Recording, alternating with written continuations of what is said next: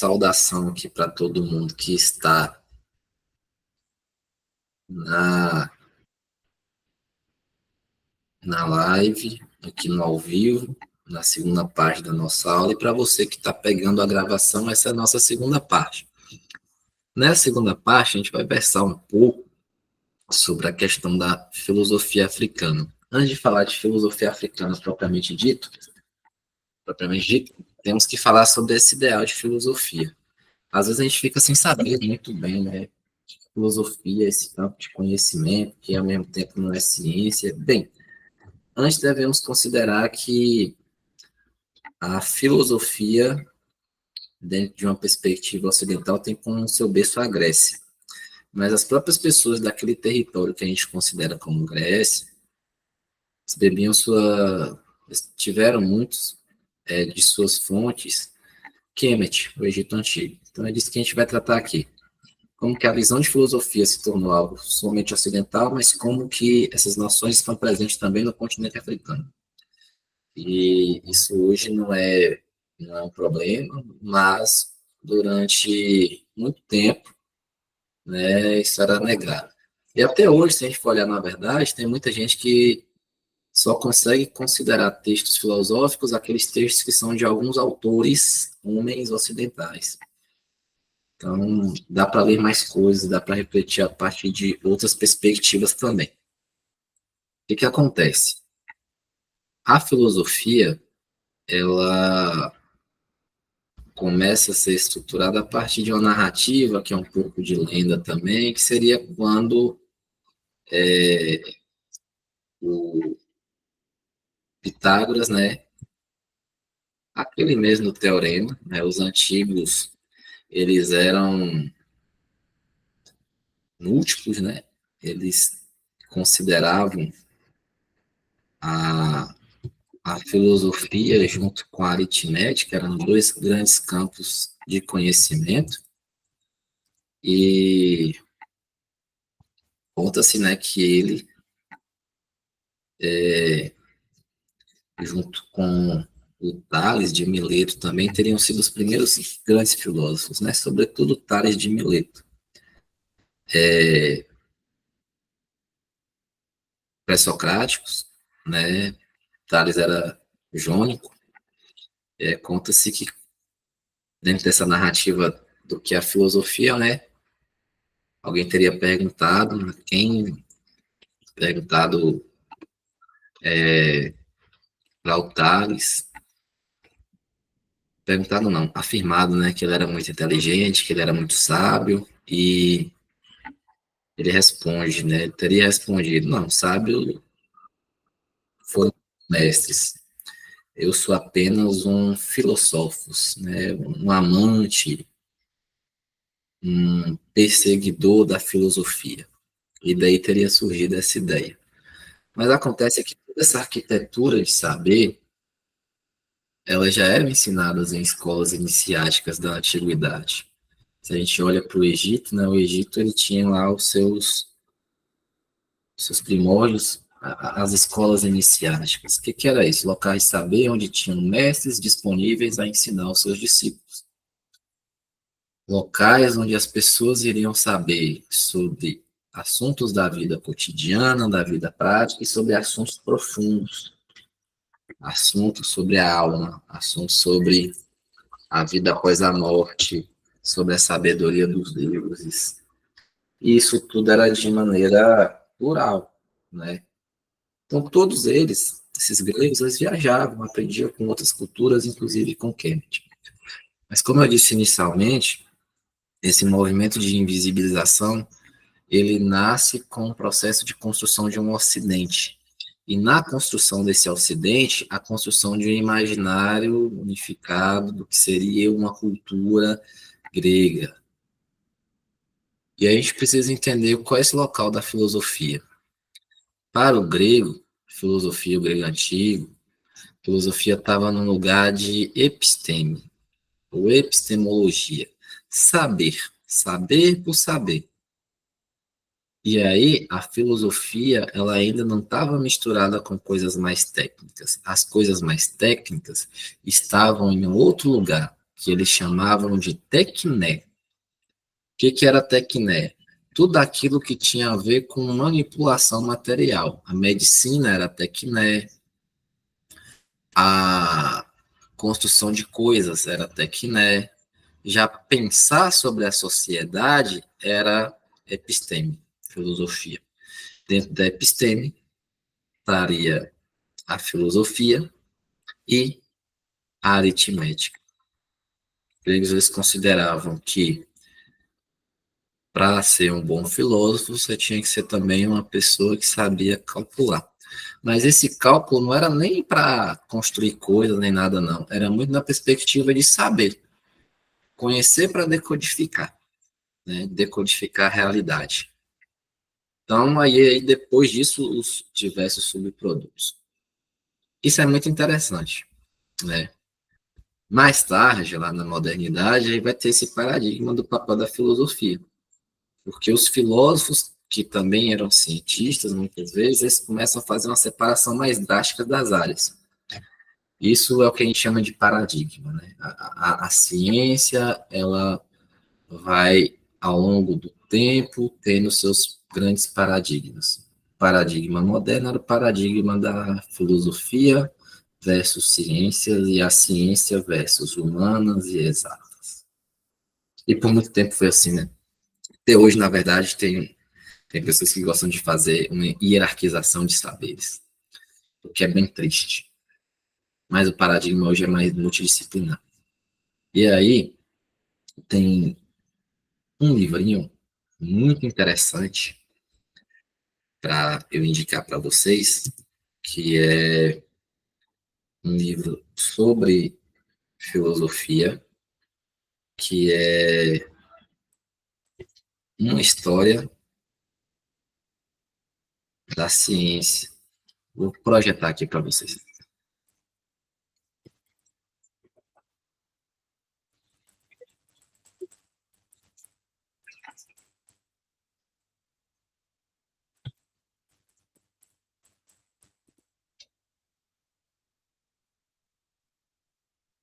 Só um instante, deixa eu só projetar aqui. Deixa eu ver se vai.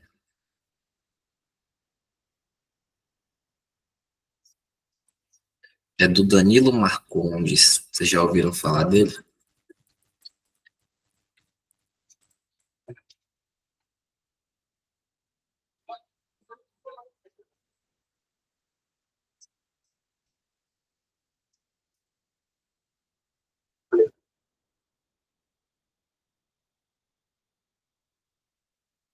Que é um livro meio difícil de achar aqui.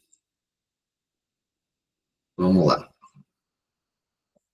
Pronto. Débora não ouviu falar. Vai ouvir agora. Tem esse livro aqui.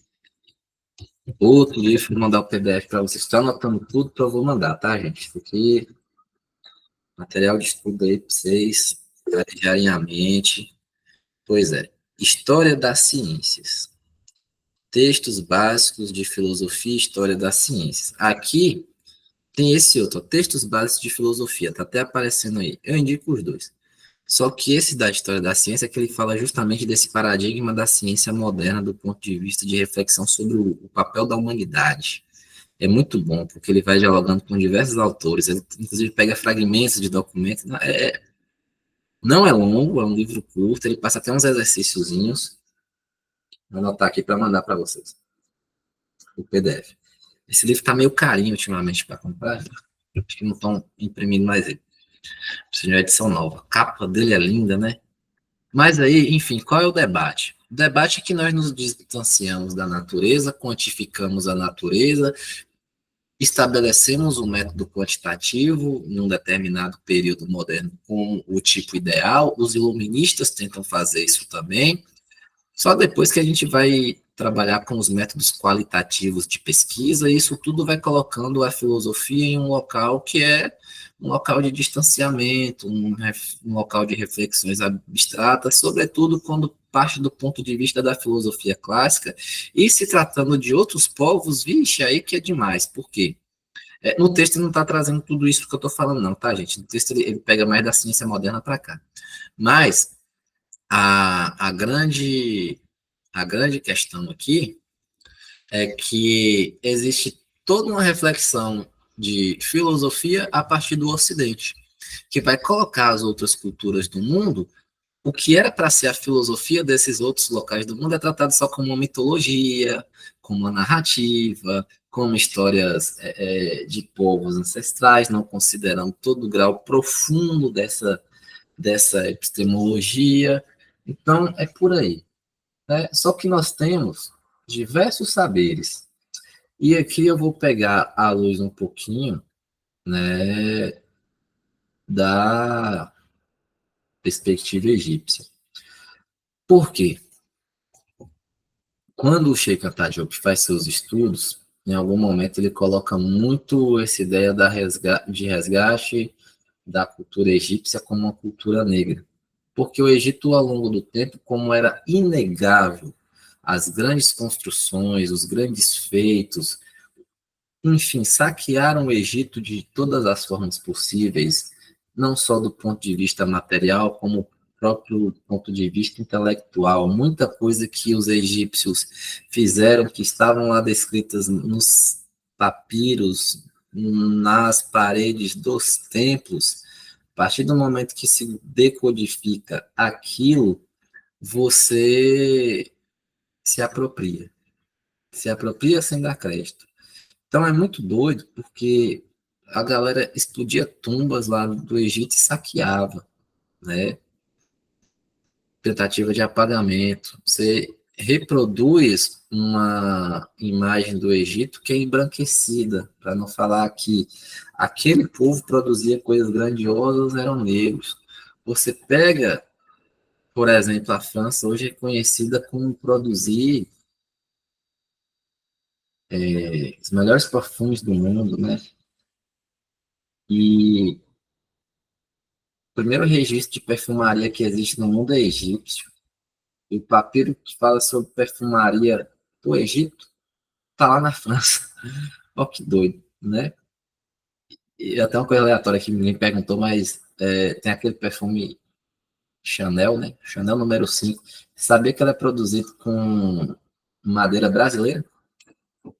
Extrai a madeira aqui no Brasil, leva para a França, é madeira brasileira. É só coisa aleatória aqui. Cultura, cultura que não vai agregar muito, mas é bom a gente saber. A gente paga caro. A gente não, né? Que eu não tenho o Chanel número 5, mas a galera, nossa, chique, é madeira brasileira que vai para produzir perfume. Enfim. E o papiro sobre perfumaria no Egito, assim como diversas peças, né, do Egito que não estão no Cairo, né, estão espalhadas por museus aí de diversos locais do mundo. Você quer ver muita coisa do Egito, você vai para o Museu de Nova York. Tem muito problema disso? Não teria, se a gente não soubesse que isso não foi fruto de um saque violentíssimo. Então a gente vai para essa cultura, né? Para essa cultura de Kemet.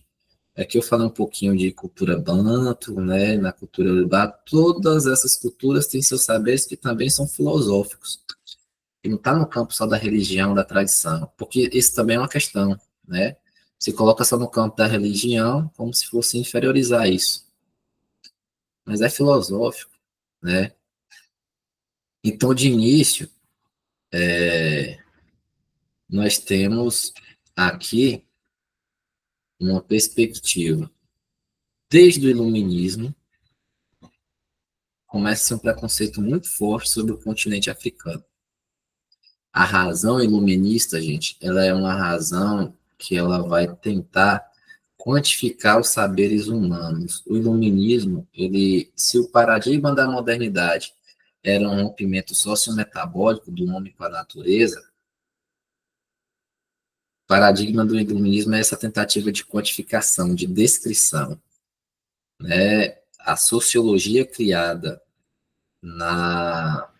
no período iluminista, né, lá do Augusto Comte, etc., era descrever. descrever o que acontecia materialmente. Era uma tentativa de quantificação das relações humanas. Só que as relações humanas, elas não são apenas quantificáveis, né? A experiência humana, ela precisa de coisas que são mais qualitativas para a gente chegar para uma análise que seja de fato para além da superficialidade, da aparência e chegar em uma profundidade da essência. Então, começa por aí. Então, eles colocam para essas outras civilizações, e aí vai casar muito com o próximo tópico, que é o de colonialismo, que é muito no mesmo período, essa ideia de barbárie. Quer dizer, o civilizado sou eu. Né? A ideia de civilização que aceita é a ocidental. O resto é bárbaro. Por ser bárbaro, então, eu devo colonizar. Então, nós vamos ter diversos filósofos que, em algum momento, eles salpicam a,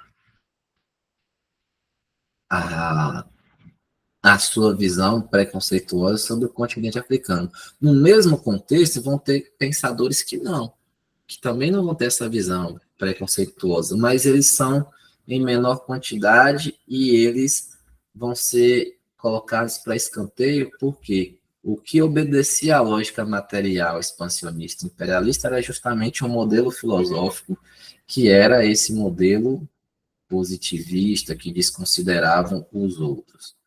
O mesmo modelo de iluminismo que vai inspirar a Revolução Francesa é o mesmo modelo que vai continuar, por exemplo, explorando o Haiti de maneira escravocrata até acontecer a Revolução Haitiana, quando, né, as pessoas ali daquela região, da antiga ilha de São Domingo, que com a Revolução vai se chamar Haiti, conseguem pegar esses valores de liberdade e falar, olha, beleza, vocês acabaram com a monarquia lá, reivindicaram igualdade, liberdade e fraternidade, então isso vai ter que servir para nós também.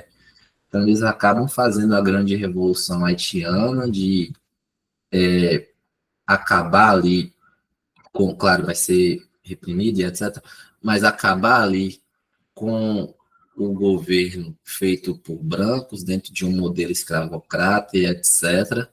O Toussaint Louverture, inclusive, ele dialoga por carta diretamente com Napoleão de igual para igual na era napoleônica. Então, veja, está tudo acontecendo no mesmo contexto histórico, tá, gente? Isso é tudo século XIX, tá? Então,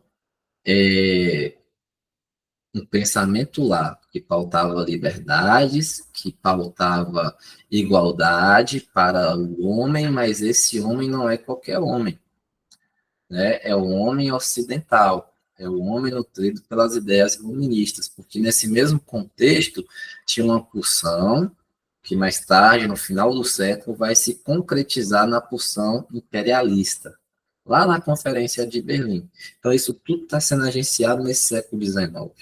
Então, beleza, nós aqui somos a civilização, nós aqui somos os homens, o tipo ideal, certo? E agora, não o tipo ideal do modelo weberiano, mas tipo ideal aqui no sentido de exemplo de, olha, nós somos a sociedade a ser seguida, tá? Então é isso. Então, cientificamente, olha só, uma opinião do Jean-Marc Bonnet. Cientificamente, a África é um deserto, olha o que o cara está dizendo. Consultando as melhores obras da história das ciências, em nenhuma parte se achará referências a um cientista africano, a uma descoberta ou simples feito da ciência africana. Olha a mentalidade da época. Então, ele desconsidera, por exemplo, toda a engenharia que acontecia, que existia no continente africano.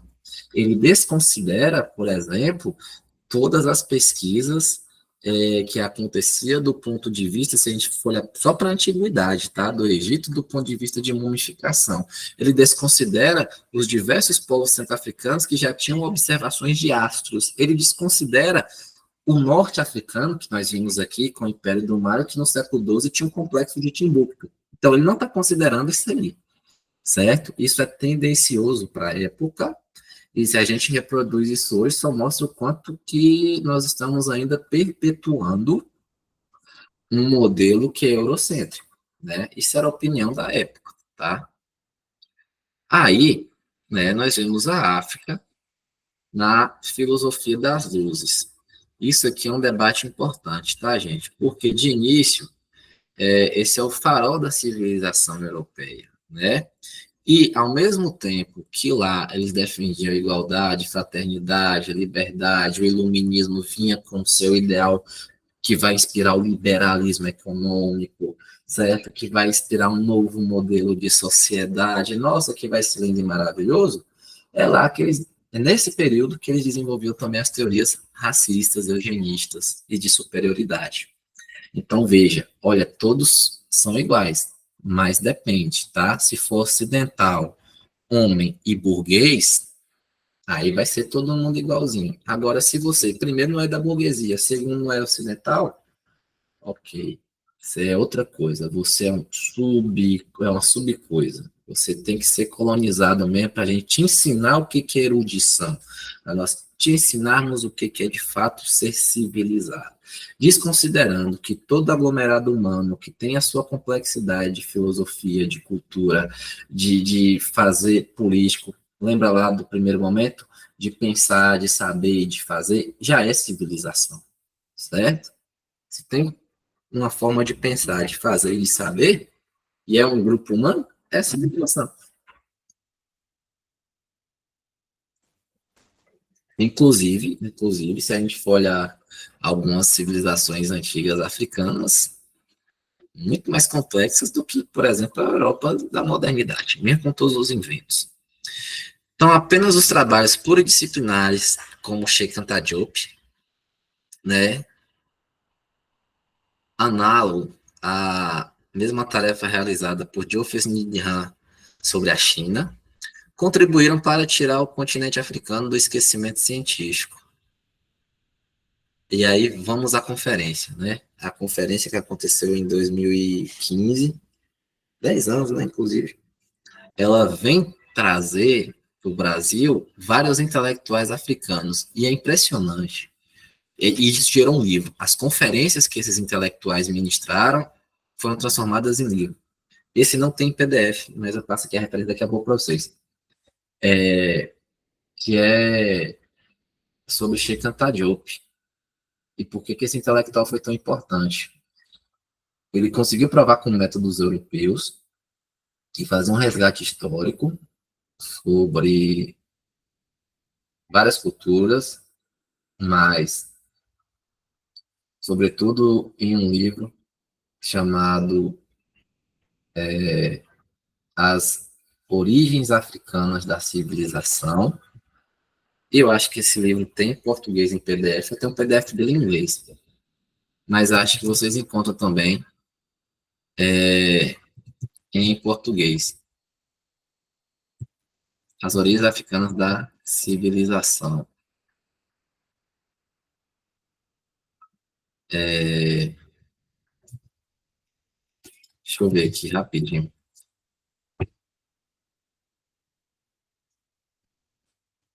Projetar aqui para vocês, para vocês anotarem.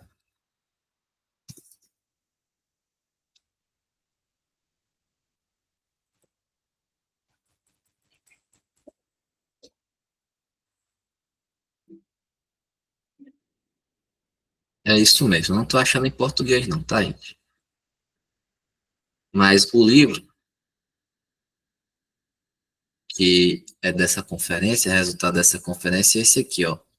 A presença intelectual africana, Sheikh Anta Diop. É um livro produzido pela Universidade Estadual de Santa Cruz, a UESC, sul da Bahia. E aí são o compilado, né, dessas conferências. Eu tenho ele físico aqui. O outro livro que eu citei é esse aqui, A Unidade Cultural da África Negra. E o livro que eu estou falando é esse aqui, The African Origin of Civilization. Não sei se tem ele em português, vocês devem achar aí na internet. E também tem esse aqui, Pre-Colonial Black Africa, para a gente falar. Mas tem um texto que é sobre as origens negras do Egito, uma coisa assim. Enfim, estou dizendo tudo isso, gente, para mostrar que... Ô, pessoal, uma dúvida. Eu estava mostrando os livros para vocês, estava aparecendo os livros aqui. É que agora eu estou olhando aqui a tela do Michi, ainda está o mapa mental. E aí?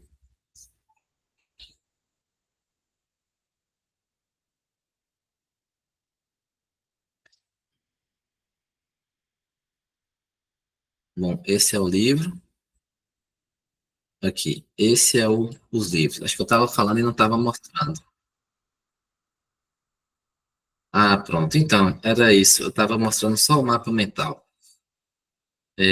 Os livros são esses aqui, ó. O que eu estou citando agora é esse aqui, Presença Intelectual Africana, do Sheikh Anta Diop, é um livro aqui da galera do Brasil, foi feito a partir da conferência. Tá. Aí tem esse outro aqui, The African Origin of Civilization. Isso aqui, a tese central dele é basicamente, olha só, a origem africana da civilização. É um confronto com essa perspectiva iluminista de que civilização é só o que se considera dentro do eixo europeu, entende? Então, aqui ele vai dialogar com os egípcios, com diversas outras culturas. Eu acho que tem ele em PDF em português, mas isso aí é uma busca para fazer depois e mandar lá no grupo. Se eu não achar, eu mando em inglês mesmo. Ah, apareceu aqui, eu nem ia citar, mas esse coloridinho aqui é uma cartilha. Esse panorama histórico da vida, do pensamento e da obra de Sheikh Anta Diop, vocês acham facinho? Vou até vou mandar também. Sheikh Anta Diop. Vou anotar aqui. Porque ele é tipo uma cartilha que foi feita pelo pessoal da UFPE, é meio que biográfico político, né? A história pessoal e política do Sheikh Anta Diop é pequenininha, uma cartilha, acho que é uns 80 páginas, muito legalzinho também, para saber um pouco do pensamento. Se eu não me engano, foi o filho dele que ajudou a organizar. Posso estar enganado, mas se não me engano, foi isso. Então, a gente volta aqui para o nosso mapa, né? Para a gente ir para os pormenores disso aqui, né? Então, dentro de toda essa filosofia que é engendrada no século XVIII, no século XIX e no colonialismo, a gente encontra muitos discursos de grandes filósofos, grandes pensadores, né? O próprio Hegel, né? Pô, vocês vão ter que ler Hegel em algum momento, mas hoje a gente tem que problematizar também essa perspectiva. Tio Hegel, ele era um canalhazinho racista, né? Entretanto, o que de fato aprende a atenção de Hegel é esta: a África propriamente dita. A África propriamente dita, tão longe quanto a história registrada, conservou-se fechada, sem laço com o resto do mundo. É a terra do outro, debruçado sobre si mesma. Terra da infância, que além do surgimento da história consciente, está envolvida na cor negra da noite. O que caracteriza os negros é precisamente o fato de que sua consciência não tem ainda chegado à intuição nenhuma do objetivo firme, como, por exemplo, Deus, a lei, onde o homem se perdão, onde o homem se sustentasse na sua vontade, possibilitando assim a intuição. O que ele está querendo dizer com isso aqui tudo? Basicamente, olha, o continente africano é um continente ahistórico, ou seja, ele não tem história. Assim, essa é a mesma retórica, gente, do colonizador europeu quando ele chega na América no século XVI. Olha, eles não têm consciência, eles não têm contato com Deus, nós precisamos ou dominá-los ou civilizá-los, certo? Então, isso é um discurso que vai se refletir na materialidade da coisa, se legitima a dominação, né, por conta de um processo expansionista, de um momento de acumulação primitiva de capital, e isso é reflexo, é refletido, melhor dizendo, também na filosofia. Tem gente que tenta traçar o pensamento de uma época isolado do que acontece de maneira prática, econômica, dentro do seu território. Eu não vejo dessa forma, está tudo junto e misturado. E aí, tio Marx vai dizer para a gente, né? O, o pensamento de determinado povo, de determinada época, é reflexo do pensamento da elite daquele povo daquele período, certo? Então, a elite europeia, expansionista, iluminista, refletia esse pensamento que ia dar base para a concretude material da sua prática. Então, um pouco disso. Ele está dizendo, vou ler o chat aqui rapidinho, para vocês mandarem mensagem. O que caracteriza os negros é precisamente o fato que sua consciência não tem ainda chegado à intuição de nenhuma objetividade firme, por exemplo, Deus, a lei, onde o homem. Quer dizer, ignora todos aqueles saberes que nós passamos a tarde aqui refletindo sobre. Vocês já viram que não, tem muitos saberes complexos. E aqui vamos a outros, né? Todos esses textos permanecem habitualmente ocultados pela crítica filosófica, tal qual é prática na instituição universitária e até mesmo no ensino médio. Ou seja, a gente fala de maneira muito geral, né? Filosofia, ciências humanas geralmente são muito atacadas, né? Hoje a gente tem uma redução da carga horária, acaba praticamente com sociologia, acaba praticamente com filosofia, reduz história, e aí coloca-se eletivas, coloca-se projeto de vida, quer dizer, vamos projetar a vida desse sujeito, vamos tratar as competências do século XXI. Qual é o projeto de vida e quais as competências do século XXI? Um ser humano crítico. A educação brasileira pública hoje é isso. Qual é o projeto de vida, qual é o modelo educacional? Uma educação acrítica, que nunca foi crítica fundamentalmente e agora muito menos, certo? Então, todos esses permanecem habitualmente ocultados pela crítica filosófica, então, nem mesmo dentro da academia da filosofia, pouco vai haver essa crítica, né? Então, a galera fica refletindo bastante, tá aí em voga esses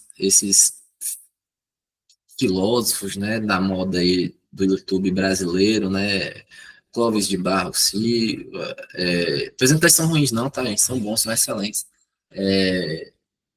Aquele outro, Mário Sérgio Cortella, quem mais? Até o próprio Pondé, aí um outro que é historiador, mas também ficou bem famosinho, fez até programa de TV, aquele outro carequinha também. Ele, enquanto professor de pós-graduação, ele é muito bom. Carnal, Leandro Carnal, esses caras, só que percebam que as palestras, que os vídeos, que os filmes, as coisas que eles fazem, é, não tem nenhum ponto de vista crítico, entendeu? É típico.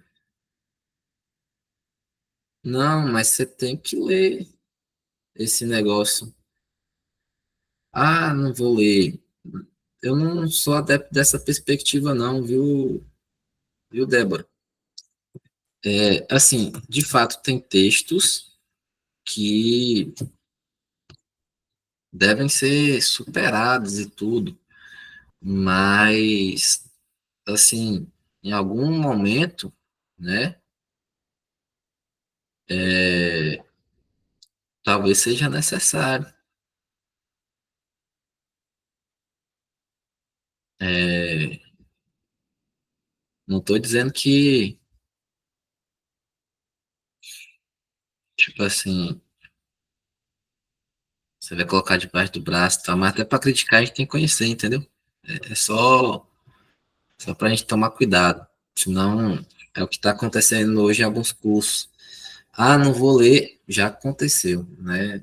Claro que não em larga escala, mas é tipo assim, pessoas chegam lá no curso de ciência social, ah, não vou ler tal autor porque ele é branco. Isso é identitarismo do ponto de vista mais acrítico possível, né? Então, a depender do tema, talvez seja necessário, do tema da pesquisa, seja necessário você passar por ele. Não estou dizendo que é uma necessidade você ler ele para a vida, mas a depender do objeto de pesquisa em algum momento. Se você estiver estudando filosofia da história, em algum momento você vai passar por ele. Se for estudar fenomenologia, em algum momento você vai passar por ele. Mesmo que seja para entender a história por trás desse estudo. Entende? É, é, é isso. Mas, claro, ler de maneira crítica. Entendeu? Mas é algo aí que depende muito da demanda de cada um. Se for ler para conhecer, talvez você nem precise. né? Mas a depender do que você for pesquisar aí na vida, você vai precisar passar por alguns textos. Lá na graduação, eu fui fazer um determinado debate na minha monografia, eu tive que ler Schopenhauer. Eu ia trabalhar com arte, né? Eu ia fazer uma análise a partir de um seriado de TV, na verdade, e aí eu precisei ler um livro do Schopenhauer, que ele tratava de umas coisinhas. O mundo como vontade de representação. Eu tive que ir lá no mundo como vontade de representação do Schopenhauer para ir puxando para fazer umas coisas. Mas, enfim, né? Então, o Ocidente e a Europa são apenas eles o são, no que tem de mais interior na sua marcha histórica. E aí, quando Volney, após sua viagem ao Egito e à Síria durante os anos de 1783 a 85, ele traz uma nota aqui. Qual o tema de meditação de ver a barbárie e a ignorância atuais dos gregos? Quando se pensa que essa raça de homens negros, hoje nossa escrava e objeto do nosso desprezo, é essa mesma a quem devemos nossas artes, nossas ciências e até mesmo o uso da palavra. Olha só, ele está falando o seguinte, rapaz, os gregos eram bárbaros e ignorantes se não fossem os africanos, povo de Kemet. É esses caras que hoje nós escravizamos, isso ele está falando no final do 18, final do século 18, que, na verdade, ensinaram muita coisa para nós. Imaginar, enfim, que foi no meio desses povos que se dizem os mais amigos da liberdade, da humanidade, que foi sancionada as mais bárbaras das escravidões. Ou seja, olha esse ocidente que se diz tão evoluído, ele que fez o processo de escravidão mais bárbaro da história. Que na antiguidade a gente vai ter as práticas escravistas por diversos povos.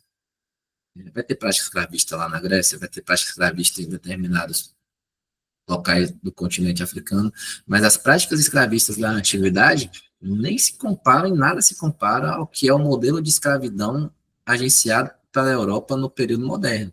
A gente está falando de um processo violentíssimo, de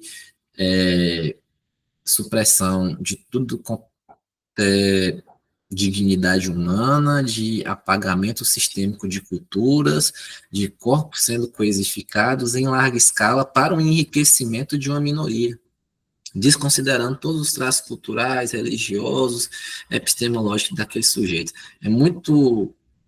Tem que ser muito cuidadoso, já olha aqui o chat, tem que ser muito cuidadoso com isso, porque tem muita gente recuperando esse debate, recuperando, né? Trazendo essa questão, que já existiam práticas escravistas em determinadas culturas, inclusive no continente africano, tentando uma espécie de retórica, na verdade, uma manipulação histórica, porque de fato existiram práticas escravistas, mas tentando equipará-las com a escravidão moderna, a fim de minimizar o que foi a escravidão moderna e, consequentemente, apagar todas as reivindicações do ponto de vista de reparação histórica que acontecem hoje. Então, tem muita gente fazendo essa arquitetura mental e a gente precisa estar alerta, senão a gente cai nesse debate. A gente cai nessa armadilha, na verdade. Né? Entender que as proporções da escravidão moderna foram enormes, foram a agência de enriquecimento, de domínio econômico e político de determinado movimento histórico e que apagou violentamente culturas, e foram milhões e milhões de pessoas. Porque assim como assim, até quem é contrário à filosofia africana e movimento negro bebe e usufrui do conhecimento para depois contra nós e apropriam, né, também. Não sei se eu entendi muito o que você escreveu, mas seria no sentido de pegar o conhecimento, se apropriar e depois usar contra a gente. É bem isso, né? Então, é um debate que isso é, academicamente falando, até para criticar você tem que conhecer, viu? É bem por aí. Vamos lá. E aí, nós temos, né, alguns elementos.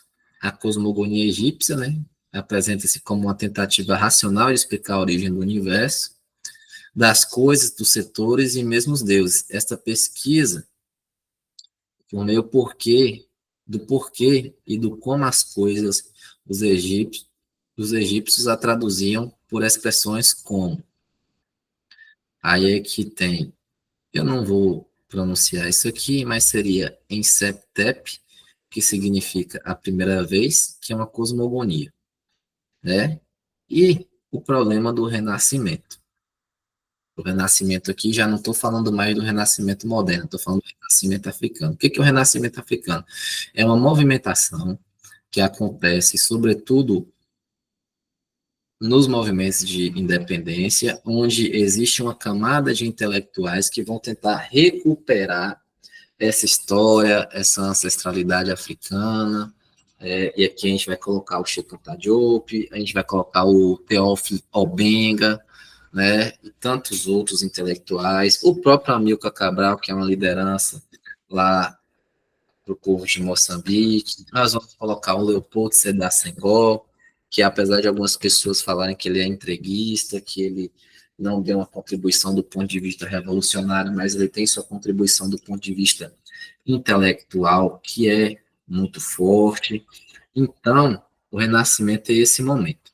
Esse momento onde esses agentes intelectuais, que muitos, inclusive, estudam, e isso, por exemplo, no mestrado, o professor que eu tive, e tenho ainda, né, vou pretendo pegar mais uma matéria com ele, é um professor marxista, mas em algum momento de uma disciplina dele, ele trouxe textos de autores pós-modernos. E aí ele falou o seguinte, em tom de brincadeira, ué, gente, vocês acham que eu tô virando pelego, que eu tô dando um aceno pra direita? Não, mas a gente tem que ler para conhecer e até para desconstruir o pensamento deles, entendeu? Então ele trouxe alguns autores pós-modernos, porque de fato a escrita pós-moderna ela seduz, né? Ela fala muito do nosso cotidiano, dos símbolos, dos signos, do, da vida, mas não apresenta assim nenhuma contraproposta revolucionária, radical e crítica, né? Muitas vezes não. Ela faz um mapeamento geral. E esse mapeamento já é, querendo ou não, é bom, né? Para muita gente é a porta de entrada para uma visão um pouquinho mais crítica. E aí ele trouxe isso. Então, quer dizer, ele não é pós-moderno, ele não compactua daquela visão, mas enquanto pesquisador e docente, ele entende que os contrapontos são necessários para entender de maneira mais profunda a totalidade. Então é isso aí, Débora. Não, a gente não vai ler só o que a gente gosta, até porque chega um momento que livro para a gente não é instrumento de deleite, é instrumento de trabalho, tá? Para mim, por exemplo, hoje livro é um instrumento de trabalho. De vez em quando você pega uma parada para ler e se deleitar, uma literatura, um trem. Mas, no geral, cara, é trabalho. E, inclusive, a gente precisa ter essa seriedade hoje em dia, porque tá cada vez mais a galera escrevendo qualquer coisa, falando qualquer coisa e ganhando repercussão, inclusive um monte de especialista em nada ganhando visibilidade na internet. Então, a gente tem que ter profundidade para criticar, certo? Então, e aí vem, né? Esse renascimento. Esse renascimento, ele vai trazer perspectivas. Ele vai trazer um movimento de negritude, ele vai trazer um movimento de pan-africanismo, que é esse movimento onde a diáspora e a África se reencontram, e ele vai trazer, sobretudo, a crítica ao colonialismo. E esse é o que eu vou falar aqui agora. Eu vou parar de exibir esse mapa, eu vou mostrar um outro material para vocês, que é um Canva. Vocês devem estar vendo aí um materialzinho escrito Colonialismo e Anticolonialismo, certo? E aqui eu vou citar alguns livros, vou trazer uma breve digressão histórica sobre o que foi esse processo colonial no continente africano, para trazer os autores anticolonialistas, né? Vou só pedir licença aqui, 30 segundinhos, só para eu pegar um livro aqui que eu preciso mostrar para vocês.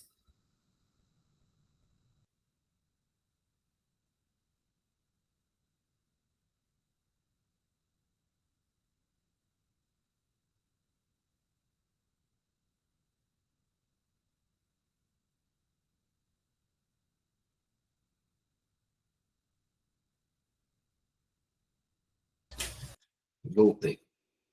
Então, o que acontece?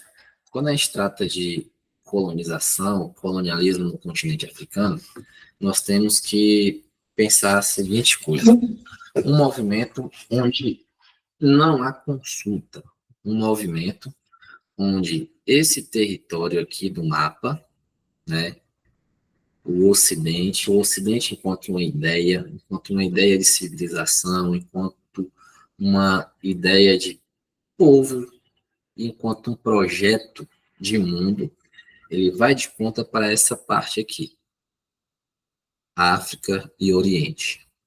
Nesse processo, quando não há consulta, há uma estratégia.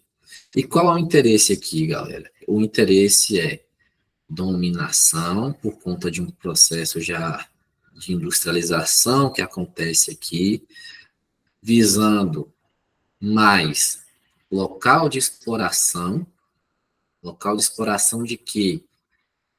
De pessoas, de trabalho, de recurso mineral, de recurso natural e mais tarde de um novo mercado consumidor.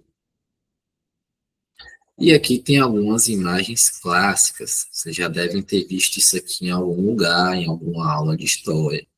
Ali no meio tem uma bola, ou um bolo, desculpa, que é o continente africano. Então, a Conferência de Berlim, que foi essa série de reuniões que ocorreram entre 84 e 85, né, do século XIX, nas quais participaram diversos países do continente europeu. Isso aqui era uma organização de nível imperialista, né, onde esses impérios, que mais tarde, inclusive, vão protagonizar a Primeira Grande Guerra,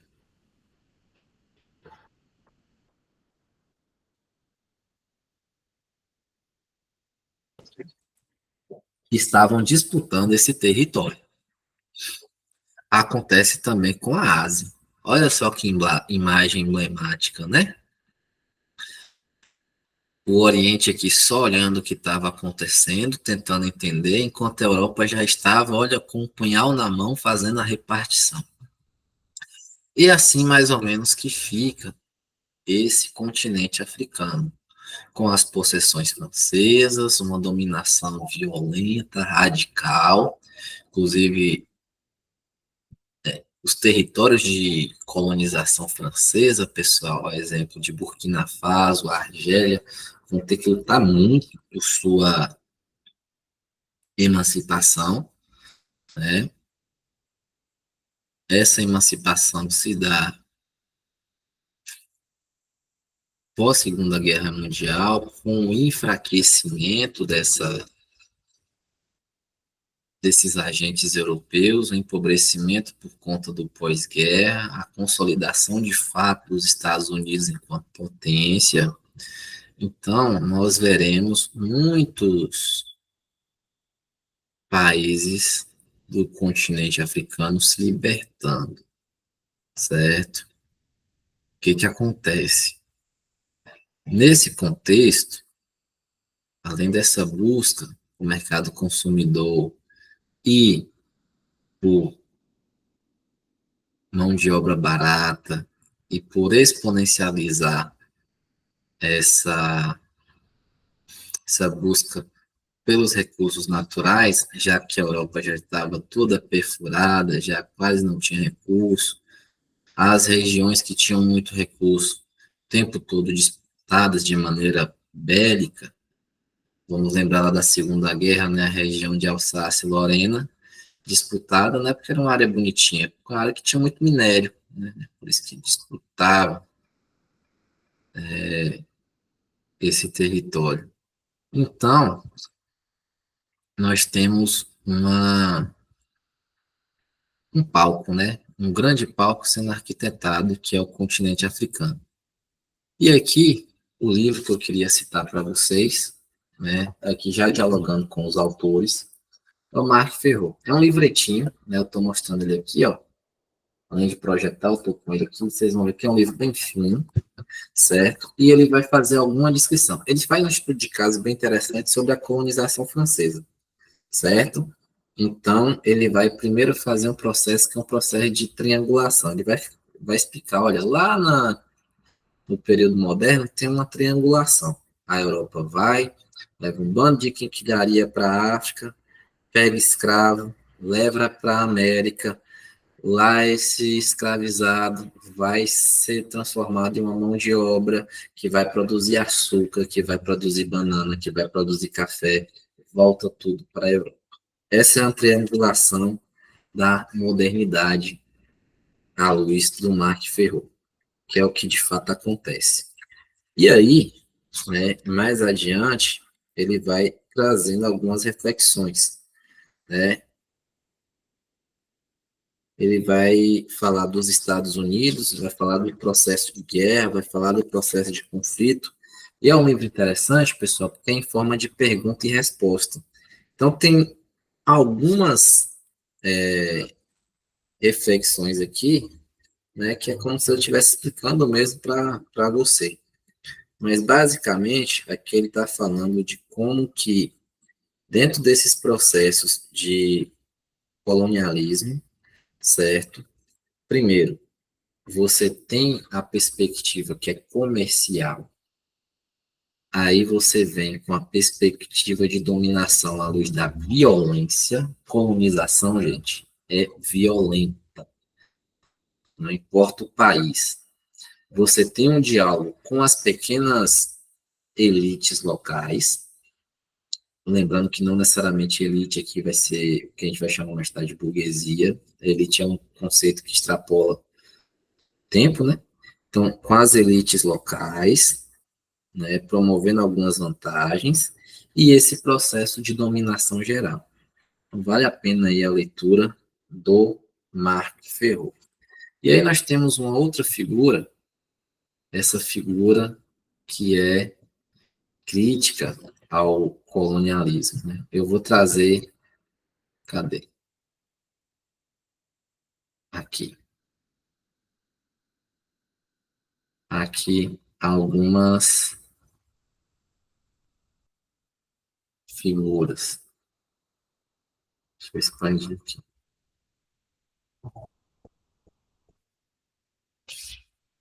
Uma é a figura do Aimé Césaire, que é esse senhorzinho aqui de baixo. O Aimé Césaire, ele não é africano, ele é da diáspora, né? A gente pode colocar ele como ele é africano da diáspora. Aimé Césaire, ele tem um texto muito contundente, certo? Ele é da Martinica, Martinica que também teve colonização francesa, e vive até 2008, mais ou menos. Ele é um crítico, um grande crítico do colonialismo. No livro dele, Um Discurso sobre Colonialismo, que é esse aqui, e é o que está aparecendo aí também na telinha para vocês, eu estou mostrando aqui, ele está projetado aí. Aqui ele vai trazer uma espécie de denúncia, né? Ele também era poeta e tudo, ele escreve muito bem, né? Então é um discurso mesmo, é uma fala, certo? Então ele denuncia desde a filosofia hegeliana, preconceituosa, a forma como o imperialismo destrói culturas, né? E ele vai falar, até pegar uma citação. Eu elogio sistematicamente as sociedades destruídas pelo imperialismo. Elas eram o fato, não tinham pretensão de ser ideia. Apesar de seus defeitos, não eram nem odiosos nem condenáveis. Elas se contentavam em ser. Diante delas, não faziam sentido nem a palavra fracasso, nem a palavra avatar.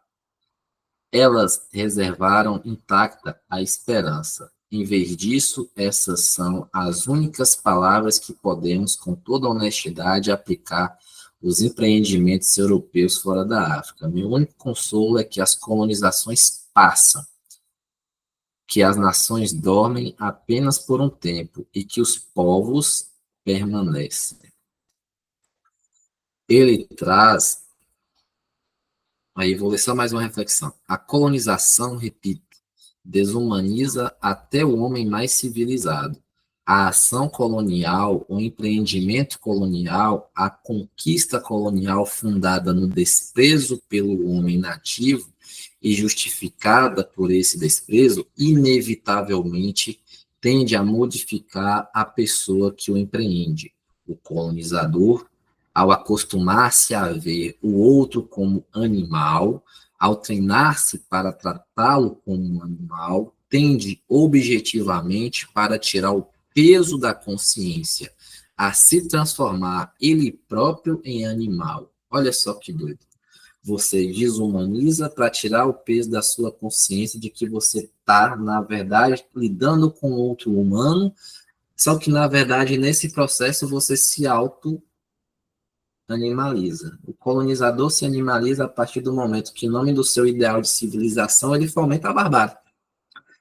E aí é uma denúncia muito forte. Quem está dizendo é o Cesar, não sei ou não. Olha, a galera falou tanto do que a Alemanha fez com os judeus, porque era uma nação europeia naquele território fazendo isso com pessoas brancas. Mas antes disso, todas aquelas nações estavam fazendo igual ou pior no continente africano. Isso é o que eu estou dizendo, não, César.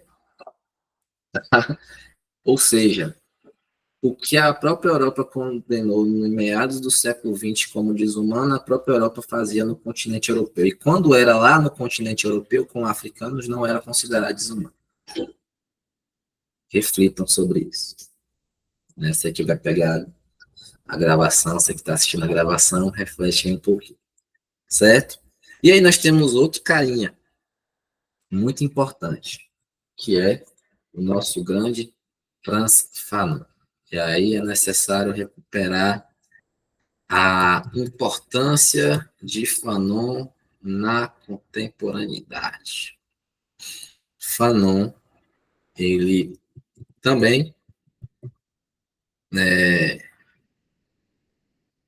como posso dizer, também da Martinique, né, só que ele de outro lugar, né, Fort-de-France, ele vai ter uma vida mais curta, né, morre muito precocemente. A gente vai ver o César nascendo em 1913 e morrendo em 2008. Fanon viveu pouco, Fanon viveu só 36 anos, se eu não me engano.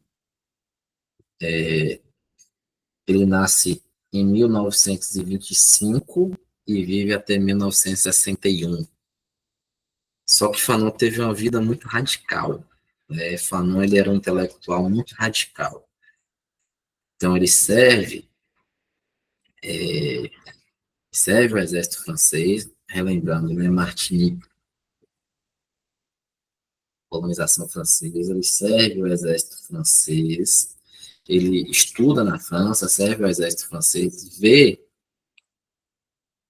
como que, do ponto de vista do discurso, no exército todo mundo era igual, mas do ponto de vista cotidiano, o próprio soldado francês era extremamente racista. E aí, ele é onde ele começa a refletir sobre de que lado ele deveria estar, né? Então, ele integra mais tarde, ele vai servir como médico, ele vai integrar o Exército de Libertação Argelino, na luta de libertação da Argélia contra a colonização francesa. Falando é da área da psiquiatria, o grande livro que vai dar abertura para a gente entender o pensamento, ou começar a entender o pensamento fanoniano no Brasil, Pele Negra, Máscaras Brancas, uma outra edição de 2008, é mais conhecida, feita pela UFBA, essa aqui é mais recente. Tem prefácio da Grada Quilomba, recomendo muito, pós-fácio do Davidson Faustino, que se não o maior, um dos maiores especialistas no pensamento fanoniano no Brasil hoje. Tem aqui os prefácios originais, prefácio do primeiro editor, também. Tem o prefácio escrito por Omibaba em 1986. Tem uma introdução de uma edição em inglês escrita pelo próprio Paul Gilroy, aqui também, um grande intelectual culturalista, Paul Gilroy. Então, essa versão aqui é uma versão muito completa, com textos de outros autores. Aqui é o grande trabalho de doutoramento do Fanon. Nesse livro, que é dividido em 7 grandes capítulos, é um livro que tem menos de 300 páginas, ele vai falar da questão da linguagem, né? Como que o colonizador ele domina pela linguagem, impondo a sua língua, e como que nós temos que reproduzir essa língua de maneira perfeita, senão você é considerado inferior, e mesmo quando você reproduz de maneira perfeita, você ainda é inferior, porque você não tem a derme branca do colonizador, você não nasceu no local colonizador, então mesmo que você reproduza arquetipicamente tudo que o colonizador tem, você continua sendo colonizado. Ele escreve num contexto diferente do processo colonial moderno do Brasil. Porém, vale a pena a gente investigar, por exemplo, as nossas expressões culturais, populares, periféricas, né? A Lélia Gonzalez vai até chamar de português, né? Que é a forma que o nosso português se mistura, às vezes, com a questão fonética africana, e que nas periferias ele é manifestado, no interior ele é manifestado, mas ele não vai ser aceito nos grandes centros das elites burguesas brasileiras que reproduzem os padrões colonizadores, né, ou tentam fazer isso.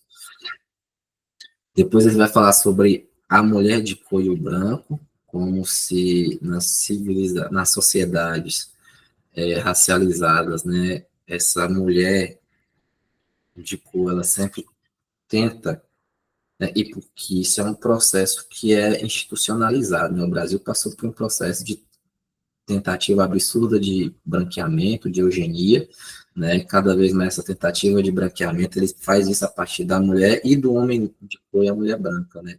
Como o homem de cor muitas vezes vê nessa questão da relação com a mulher branca uma questão de redenção, ou de status, ou de ser aceito dentro da comunidade colonialista.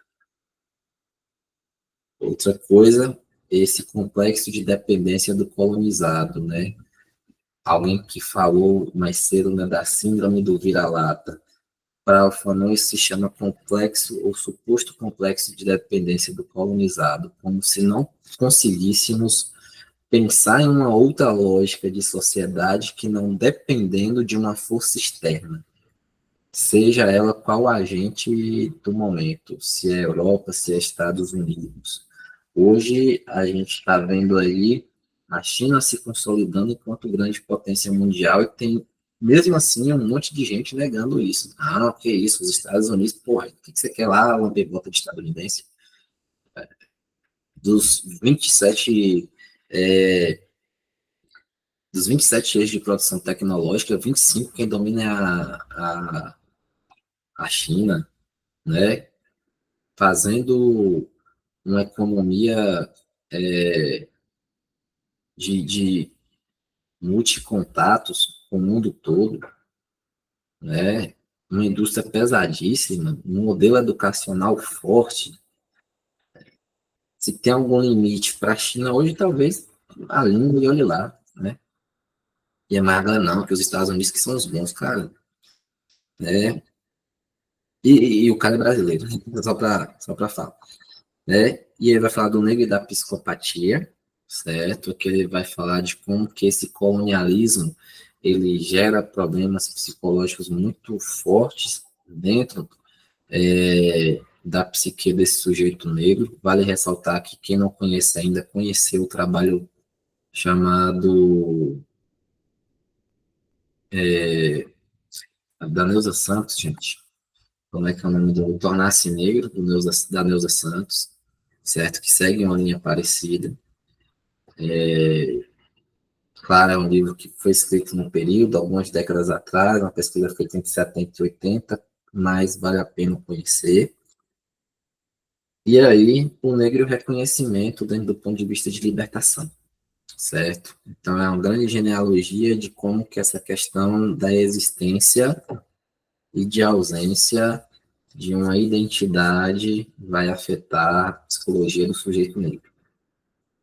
Junto, né, ou melhor, posterior a esse livro, ele vai produzir uma obra que talvez seja a grande obra dele, chamada Os Condenados da Terra, que a gente já vai ver não o Fanon da análise à luz da psicanálise, mas o Fanon da crítica política, e é onde ele vai ver de fato, sobretudo na guerra, o colonialismo, a violência, e ele vai propor a superação disso, né? A luta, a superação disso, que é uma luta antissistêmica, anticapitalista e anticolonialista, certo? Recomendo procurar Davidson Faustino e esse livro aqui também, que é Leopold Senghor e Frantz Fanon, Intelectuais Pós-Coloniais entre o Político e o Cultural, do Gustavo de Andrade Durão, um historiador, vale a pena ler também. Bom, então nós temos essa crítica anticolonial. Dentro da crítica anticolonial, certo, nós temos algumas perspectivas. Para falar também, textos soltos de Fanon, por uma revolução africana, que ele já tinha morrido, só que ele tinha deixado vários ensaios publicados. Às vezes ele publicava em revista, em jornal, são textos pequenos, mas é uma forma da gente entender um pouco de como foi o processo de crítica de Fanon mesmo. Ele produzia bastante, e tem um texto no final aqui, que é um texto de unidade africana, né, onde ele pauta essa ideia de unidade do continente africano, pautando a superação das suas diferenças enquanto nações para pensar uma superação do colonialismo. Muito interessante também. E aqui a gente vai para um outro lado, que é dessa ideia de proposta de Brasil. E no Brasil a gente vai ter o movimento negro unificado. O movimento negro unificado, ele tem raízes intelectuais muito importantes, e aí vai ter professores e pessoas mais qualificadas para falar de vários outros. Eu vou citar dois, que é o Abdias Nascimento, e aqui um livro básico é o Quilombismo. Abdias Nascimento, ele dialogava com as artes, ele dialogava com as ciências sociais. Abdias Nascimento, ele de fato foi um grande expoente, desde o, como pode dizer, desde o teatro experimentado negro até movimentos aí para equidade racial, certo? Ele tem outro grande livro chamado O Genocídio do Negro Brasileiro, vale a pena ler. E esse livro aí, o quilombismo, é um compilado, né, de muitas coisas. A tese do quilombismo é basicamente essa aglutinação do povo negro para traçar movimentos de resistência em todas as esferas, né?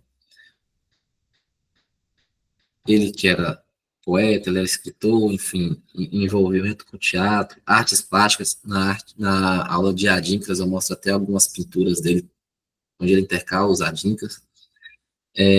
Ativista, enfim.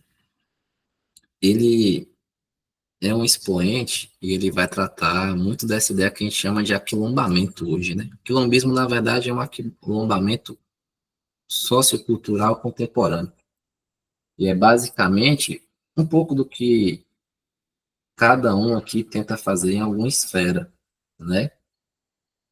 Hoje, na comunidade que eu estou inserido, né, na escola que eu dou aula, que é uma comunidade remanescente quilombo, a gente tenta fazer esse resgate de memória de uma comunidade.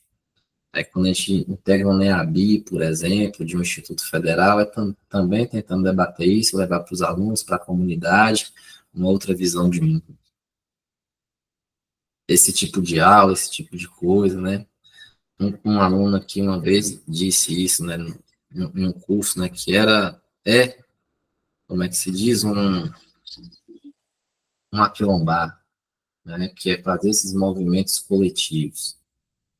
E aí vem a grande Lélia Gonzalez, que ela problematiza isso, né, como que a nossa subjetividade é sempre ferida, como que você, enquanto sujeito, tem de uma sociedade racializada, e aqui eu não sou um homem preto retinto, eu não posso falar disso diretamente enquanto pessoa que sofre, mas enquanto professor, historiador, pessoa que trabalha diretamente com jovens negros, que lê essa bibliografia, né, o que ela está dizendo, né, que é um espaço de não lugar, muitas vezes, e que existe essa necessidade de valorização da nossa cultura para que nós tenhamos artifícios, repertórios para combater esse tipo de prática, que é o racismo, que é a exclusão do nosso repertório afrodiaspórico. E aqui, galera, para ir caminhando para o final, eu falei que ia falar rapidinho do Thomas Sankara e do que está acontecendo em Burkina Faso hoje. Né? O que acontece? Burkina Faso, eu volto aqui para o recorte de Brasil, tá, gente? É só para dar tempo, a gente está chegando perto de 6 horas. Vou partilhar aqui com vocês. Ele foi um líder, né, revolucionário, marxista.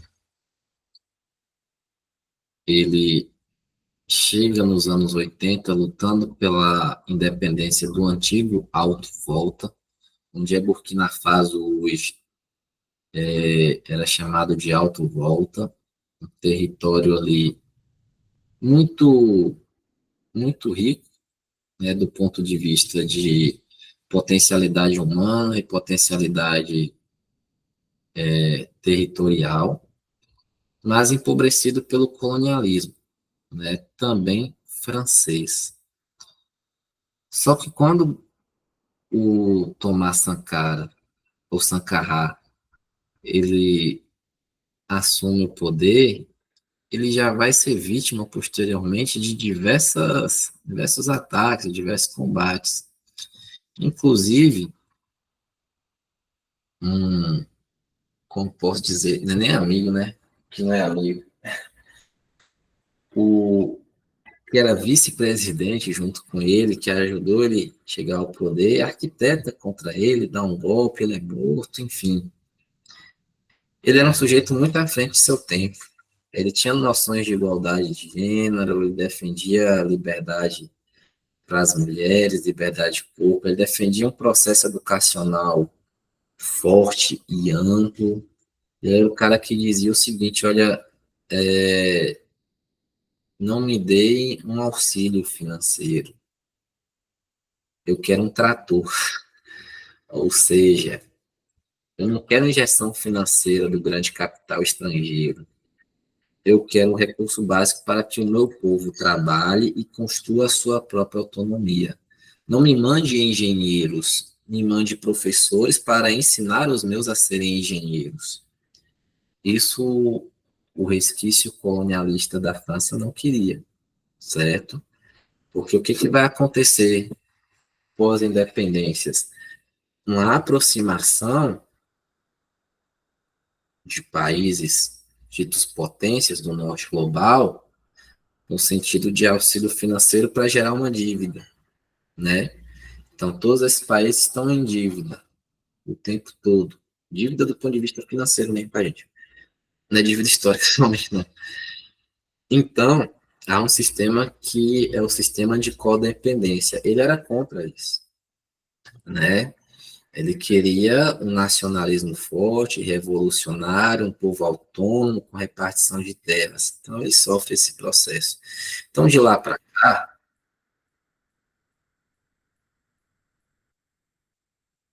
Certinho, Débora. Obrigado pela presença até agora. A gente está finalizando quase, tá bom? Obrigado.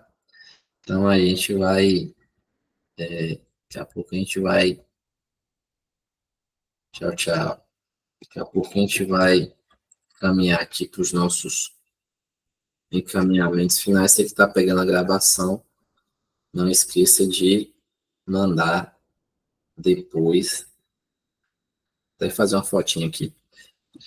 Mandar depois o que você achou, seus comentários sobre a nossa aula aqui de hoje. O que que acontece? Então, de lá para cá, Burkina Faso vai passar por uma série de sucessões de governo dentro de um ponto de vista entreguista, dentro de um ponto de vista autoritário. Até que, por conta de um levante, caráter popular, surge, 3 anos atrás, o Ibrahim Traoré. Estou falando da figura dele, porque ele aparece como esse líder interino, presidente interino para uma transição de governo. Cadê o Ibrahim Traoré? Aqui. E hoje, sobretudo esse ano, ele tem despontado muito na mídia, porque é um novo olhar para o que está acontecendo no Burkina Faso. E aí, tanto alguns cientistas políticos aqui do Brasil e até alguns africanos que eu tenho acompanhado têm visto com uma certa cautela, porque o movimento está acontecendo, mas até hoje, né, maio de 2025, mas de um ponto de vista muito interessante, enquanto possibilidade de levante contra o imperialismo, contra o colonialismo. Ele fez diversos projetos, ônibus médicos, né, ônibus que são clínicas móveis para chegar aos cantões de Burkina Faso, projetos educacionais, construção de escola, agora está pautando o que seria uma reforma agrária no país, que na verdade é uma divisão de terras, onde tem um processo de nacionalização do território, onde quem é estrangeiro que quiser utilizar o território, fazer alguma especulação, não pode comprar, somente arrendar por períodos determinados e a terra do povo. Então, quem é cidadão burkinense agora, ele reivindica não a posse, ele só reivindica o uso. A posse é do povo, tanto no meio rural quanto no meio urbano. Claro, a gente ainda vai ver os desdobramentos disso tudo. É um cara que hoje ele tem que se proteger muito, que as ameaças são demais, de morte, mas ele está aí, sobrevivendo.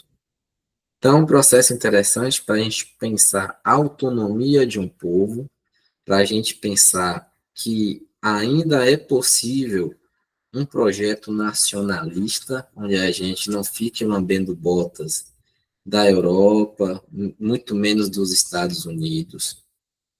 E para nós brasileiros nos inspirarmos, do ponto de vista de que, olha, aquela síndrome do vira-lata que vocês citaram aqui mais cedo, é possível ser combatida. Quando a gente olha para dentro, olha para a nossa história com orgulho, e não a partir do que nos contaram sobre nós, não a partir da inferioridade que quiseram colocar sobre nós, mas a partir da nossa potencialidade, a partir da complexidade, da diversidade. Eu acho que é isso que nos ajuda a pensar um mundo que seja mais plural, mais justo. Só que isso exige muita seriedade, gente. Ultimamente eu estou muito nessa arquitetura de pensar as coisas com mais seriedade. Não pode ser só do ponto de vista do espetáculo, do estético. Tem que ter profundidade, porque eles nos atacam por aí. Eles nos atacam, e é aí que a gente vai evidenciar a contradição do discurso dele, mostrando o quanto que o discurso dele deles são superficiais, certo? Mostrando o quanto que muitos aí que estão defendendo o status quo, eles não sabem de muita coisa. Então é para isso que a gente está aqui nesse movimento. Então a gente está chegando até às 18 horas, né? Tinha colocado lá no card até às 19, mas como a gente tem um documentário, não sei se todo mundo aqui assistiu, mas assista, que ajuda na complementariedade da nossa carga horária. Vou pedir para você que está assistindo essa aula gravada, mandar o nome completo posteriormente, e eu vou pedir, Lan, por gentileza, eu não vou passar a lista, porque foram poucas pessoas aqui no ao vivo, geralmente eu passo uma lista do Forms, vou pedir para você mandar o nome completo, a forma que você queira que esteja no seu certificado lá no WhatsApp para mim, no privado, não no grupo, tá? Então manda lá o nome que você quer que esteja lá no certificado, que eu vou gerar o certificado. Amanhã, mais tardar terça-feira, essa certificação, para quem acompanhou o ao vivo, estará disponível para baixar. Eu mando um link no Drive, tá? Vai ter um Drive da imersão. Nesse Drive, vocês terão acesso à gravação, vai estar lá, acesso para todos vocês, e o certificado para quem for concluindo. Quem pegou ao vivo já vai pegar logo. Quem pegar a gravação vai receber depois. Então, vou encerrar aqui essa partilha de tela e vou abrir para as considerações e dar para encerrar da nossa imersão. Primeira coisa, quero agradecer vocês que acompanharam ao vivo até agora. É uma jornada bem difícil, né? Pegar um sábado à tarde para assistir aula desse formato, que é um pouco mais densa. Poderia até ser mais densa, mas para dar um certo dinamismo também, né? É bom a gente colocar o pé no freio às vezes. Você que está pegando a gravação também, é muito legítimo você ter acompanhado até agora. Nós fizemos um debate aqui que não é todo mundo que está fazendo. Às vezes a gente acha que tem muita gente falando sobre essas temáticas, mas não tem. Ainda está muito nichado, tem muita coisa para evoluir. Não é à toa que ainda tem muita gente perpetuando racismo, desinformação, um bando de educador tapado que tem aí, que não sabe nada com nada, precisando de informação complementar sobre essa questão. Tem uma lei 10.639 aí que tem um monte de gente que não está cumprindo. Então, estamos aqui numa luta, né? Lá, se quiser falar alguma coisa, ou no chat, ou abrir o microfone, essa é a hora. Não só elogio, tá? As críticas são super bem-vindas. É até preferível crítica do que elogio, para a gente melhorar na próxima. Incrível a imersão, mergulho profundo, muitas referências valiosas, quero acompanhar o seu trabalho. Beleza, vai lá para o Instagram. O Instagram vai ficar focado mais em algumas coisas agora, de outro serviço que eu tenho, que é uma mentoria. Tem uma mentoria chamada Teia de Anansi, Tecendo Saberes, que é para ajudar profissionais, não só da educação, mas principalmente da educação, a estruturarem os seus próprios serviços educacionais. Palestra, roda de conversa, oficina, inclusive se você quiser aí esse tipo de serviço, entre em contato comigo, é uma mentoria, são encontros ao vivo comigo, 1 a 1, onde ajuda você a pegar a sua ideia do zero e materializar, tanto para o real quanto para o digital. Né? Eu acho que o digital é uma boa vitrine, e aqui eu não estou te falando para você ser blogueiro, blogueira, você ficar gravando vídeo, estou falando para você utilizar a rede social, o Instagram, como uma ferramenta de divulgação de uma mensagem, e não necessariamente você precisa ter milhares de seguidores para isso. Mas também a metodologia serve para o presencial. Já orientei muita gente que faz palestras no presencial e treinamentos também no presencial, mas se aplica para ambos os terrenos. É muito interessante, vale a pena. E tem diversos formatos, né? Tanto o formato maior, que são dos 5 encontros ao vivo, mas também tem formatos menores. Você que está assistindo a gravação, se você é um educador, artista, psicólogo, e você precisa dessa orientação para materializar uma ideia sua, eu acho que a Teia de Anansi pode te ajudar bastante. Então é isso. Bom, se ninguém for abrir o microfone, vou encerrar aqui. Gratidão a todo mundo aqui do ao vivo. Gratidão a você aí do gravado. O curso Movimento de Sankofa, eu falo muito de questões que aqui eu não aprofundei. Eu pincelei, né? Lá, como é que eu falei de várias coisas, eu não aprofundei em todas. Mas lá no curso Movimento de Sankofa, que está na minha bio, vocês conseguem ver oralidade, só oralidade com muitas citações, cultura iorubá e banto, com a cosmogonia e filosofia egípcia também, só falando de Egito. Aqui eu falei de filosofia dentro de uma perspectiva histórico-crítica mais ampla. Lá eu falo só de filosofia de Kemet. Então, o curso Movimento Sankofa vale a pena para quem não fez ainda e quer ter esse aprofundamento sobre as três áreas. Sobre ancestralidade, por exemplo, eu mostro lá toda a árvore da ancestralidade, dentro da perspectiva africana, é muito massa. E tem uma oficina também lá gravada, que é a oficina sobre jogos africanos. Quem quer levar para a escola é uma boa. Clica lá, tem uma oficina. São 2 horas de aula. Eu falo sobre o uso dos jogos em sala de aula, como jogar 3 jogos africanos, como confeccionar. É bem bacana também. Então é isso, galera. Abraço. Que os orixás abençoe todo mundo e fiquem bem. Boa semana, bom final de semana. Não sei que horas aí o pessoal da gravação vai estar assistindo isso aí. Até mais.